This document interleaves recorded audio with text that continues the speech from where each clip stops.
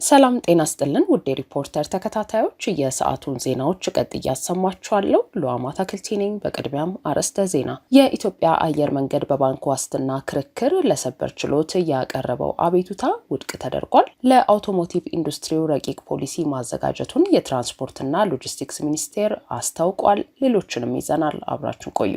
ለመላው የክርስትና እምነት ተከታዮች በሙሉ እንኳን ለብርሃነ ትንሣኤው በሰላም አደረሳችሁ እያለ ድርጅታችን ቴምር ሪል ስቴት እስከ 40% የሚደርስ ልዩ የበዓል ቅናሽ በዲፕሎማቶች መንደር ለኢንቨስትመንት ቢሮ ለመኖሪያ ምቹ በሆነው ሳር ቤት ላይ በካሬ 64200 ብር ብቻ ባለ 2 እና ባለ 3 መኝታ አፓርትመንቶችን ይዞሎት መጥቷል። በተጨማሪም ንግዶን ለማዘመን በመሃል ፒያሳ ከአድዋ ሙዚየም ፊት ለፊት በምናስገነባው ሶስተኛውና የመጨረሻው ግራውንድ ፕላስ 5 የንግድ ሞላችን ላይ ከ900 ሺህ ብር ቅድመ ክፍያ እንዲሁም ከጠቅላላ ከ3 ሚሊዮን 900 ሺህ ብር ብቻ የሱቅ ባለቤት ይሁኑ። ቴምር ሪል ስቴት። መልካም በዓል። የኢትዮጵያ አየር መንገድ ብርሃን ባንክ ለአፍሮጽዮን ኮንስትራክሽን ኩባንያ የገባውን የ76.2 ሚሊዮን ብር ዋስትና በሚመለከት የስር ፍርድ ቤቶች የሰጡት ውሳኔ የሕግ ጥሰት እንዳለበት ገልጾ ለፌዴራል ጠቅላይ ፍርድ ቤት ሰበር ሰሚ ችሎት አቅርቦት የነበረው አቤቱታ ውድቅ ተደርጓል። አየር መንገዱ ታህሳስ 19 ቀን 2017 ዓ.ም ለፌዴራል ጠቅላይ ፍርድ ቤት ሰበር ሰሚ ችሎት ባቀረበው አቤቱታ የፌዴራል ከፍተኛ ፍርድ ቤትና ጠቅላይ ፍርድ ቤት እንደ ቅደም ተከተላቸው በተለያዩ ጊዜያት በጉዳዩ ላይ የሰጡት ውሳኔ የሕግ ስህተት እንዳለበት ገልጾ ውሳኔውን በመቃወም ለሰበር ችሎት አቤቱታ አቅርቦ ነበር። ለሰበር ሰሚ ችሎቱ የቀረበው አቤቱታ እንደሚያስረዳው በአመልካችነት የቀረበው የኢትዮጵያ አየር መንገድ ቅድመ ሁኔታ የሌለውና በቀረበበት ጊዜ የሚከፈል ዋስትና ላይ ተመስርቶ ብርሃን ባንክ ላይ የ76.26 ሚሊዮን ብር ክስ በተፋጠነ ስነ ስርዓት አቅርቧል። ሪፖርተር የተመለከተው ለሰበር ሰሚ ችሎቱ የቀረበው የአቤቱታ ሰነድ እንደሚጠቁመው አየር መንገዱ ለጠቅላይ ፍርድ ቤት ባቀረበው ይግባኝ ቅድመ ሁኔታ የሌለው ዋስትናን መሰረት አድርጎ የቀረበው ክርክር ራሱን ችሎት መታየት ይገባዋል ይላል። ነገር ግን የከፍተኛው ፍርድ ቤት ከግንባታው ጋር የተያያዘ ክርክር እንዲቀርብ መፍቀዱና በዚህ ረገድ ክርክሩን የመራበት ሂደት አግባብነት እንደሌለው ያቀረበው ቅሬታን ፍርድ ቤቱ በዝምታ በማለፍ ጊዜያዊ ርክክብ መደረጉ የግንባታ መጠናቀቅን ያረጋግጣል ወይ በሚል ካቀረበው ክርክር ጋር የማይገናኝ ጭብጥ ይዞ ክርክሩን መምራቱንም ያቀረበው አቤቱታ ያስረዳል።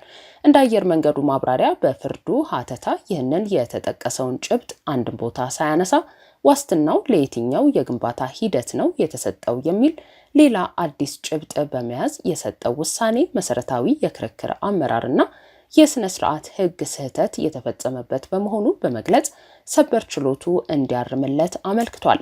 በሌላ በኩል የውል መለወጥ ወይንም መሻሻል እንደ መከራከሪያ ሊቀርብ አይችልም በማለት ባቀረበው መከራከሪያ ነጥብ ስር ብርሃን ባንክ በየጊዜው እየታደሰ የቆየና ለመጨረሻ ጊዜ መስከረም 14 ቀን 2011 ዓ.ም በቅድመ ሁኔታ ላይ ያልተመሰረተ የባንክ ዋስትና ስለመስጠቱ መረጋገጡን ባንኩ ከዋናው ውል ጋር የተያያዘ ክርክር ማቅረብ እንደማይችል በዋስትና ሰነዱ ላይ ግዴታ ገብቷል ይላል።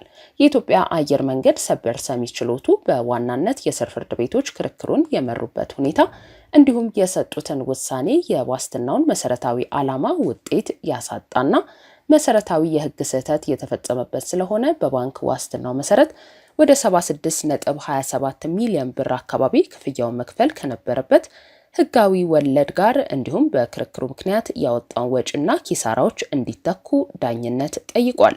በሶስት ዳኞች የተሰየመው ሰበር ሰሚ ችሎቱ በበኩሉ በተጠየቀው ዳኝነት ላይ ሚያዝያ 2 ቀን 2017 ዓ.ም ትዕዛዝ ሰጥቷል።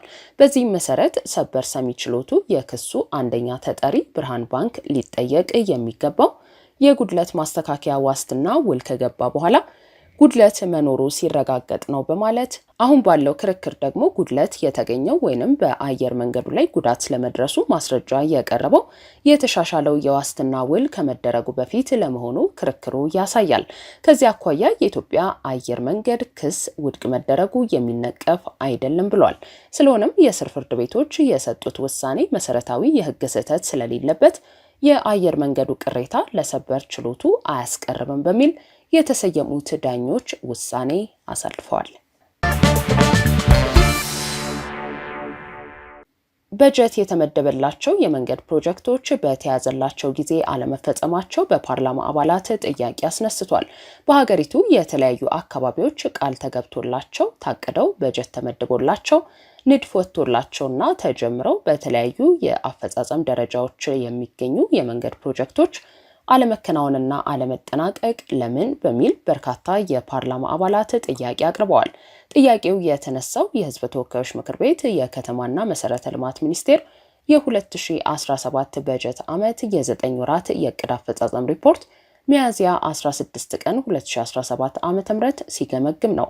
የከተማና መሰረተ ልማት ሚኒስትሯ ወይዘሮ ጫልቱ ሳኒ በሪፖርታቸው ባለፉት 9 ወራት በከተሞች የተለያየ ደረጃ ያላቸው 4658 ኪሎ ሜትር መንገዶች ለመገንባት ታቅዶ የ4869 ኪሎ ሜትር መንገዶች ግንባታ ተከናውኗል ብለዋል። ለ5 ሰዓታት ያህል የፈጀው የምክር ቤቱ ሪፖርት የጥያቄና የመልስ ጊዜ በርካታ የምክር ቤት አባላት በሁሉም ክልሎች ሰፋፊ የመንገድ ፕሮጀክቶችን የተመለከቱ ጥያቄዎችን አቅርበዋል።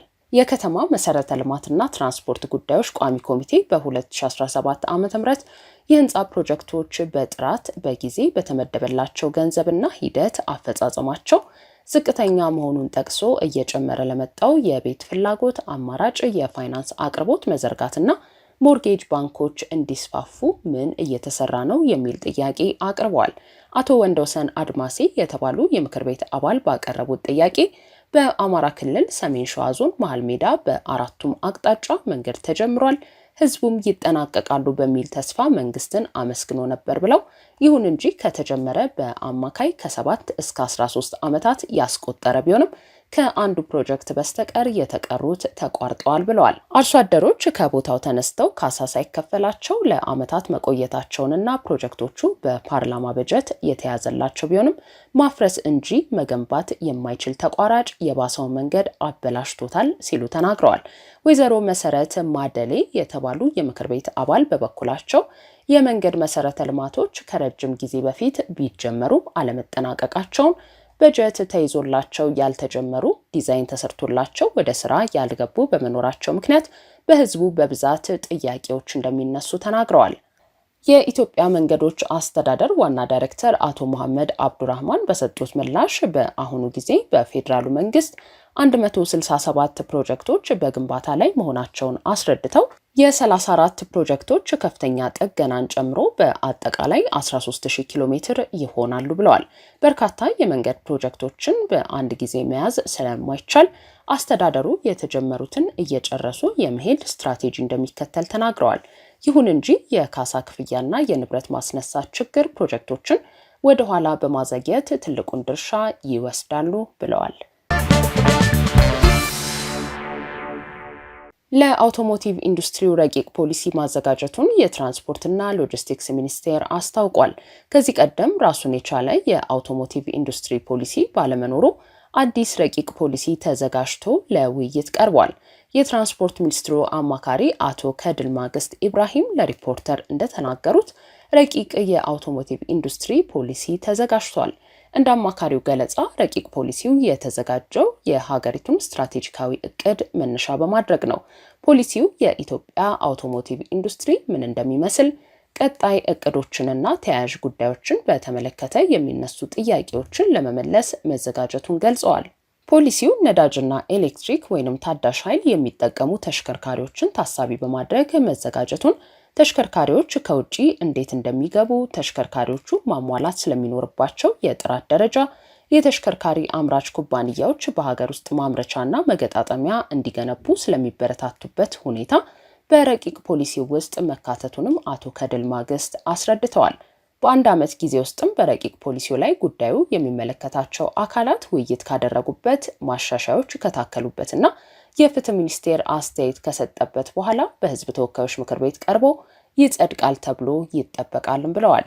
ከዚህ ቀደም እንደ ቮልስዋገን፣ ቶዮታና ሌሎች ዓለም አቀፍ የተሽከርካሪ አምራች ኩባንያዎች መሪዎች ኢትዮጵያን በጎበኙበት ወቅት የአፍሪካ ገበያን እንደሚፈልጉ፣ በኢትዮጵያ በኢንቨስትመንት መሰማራት ቢፈልጉም ግልጽ የአውቶሞቲቭ ኢንዱስትሪ ፖሊሲ የላትም የሚሉ አስተያየቶችን ሰጥተው ነበር። ረቂቅ ፖሊሲው ተሽከርካሪ አምራች ኩባንያዎች ለምርት የሚረዷቸውን ግብዓቶች ከቀረጥ ነፃ እንዲያስገቡ፣ የተገጣጠሙ ተሽከርካሪዎችን ለሀገር ውስጥና ለውጭ ገበያዎች እንዲያቀርቡ ለማበረታታት ተዘጋጅቷልም ተብሏል። ኢትዮጵያ የዓለም ንግድ ድርጅትን ለመቀላቀል በሂደት ላይ ስለሆነች በነዳጅ ኃይል የሚሰሩ ተሽከርካሪዎችን ወደ ሀገር እንዳይገቡ ማገዷ ከፖሊሲው ጋር እንዴት ሊታረቅ ታስቧል ተብሎ ጥያቄ ያቀረበላቸው አማካሪው የአውቶሞቲቭ ኢንዱስትሪ ረቂቅ ፖሊሲው ከኢትዮጵያ ዓለም ንግድ ድርጅት ጥያቄ ጋር አይገናኝም፣ እኛም እያዘጋጀን ያለነው ይህንን እያሰብን አይደለም በማለት ምላሽ ሰጥተዋል።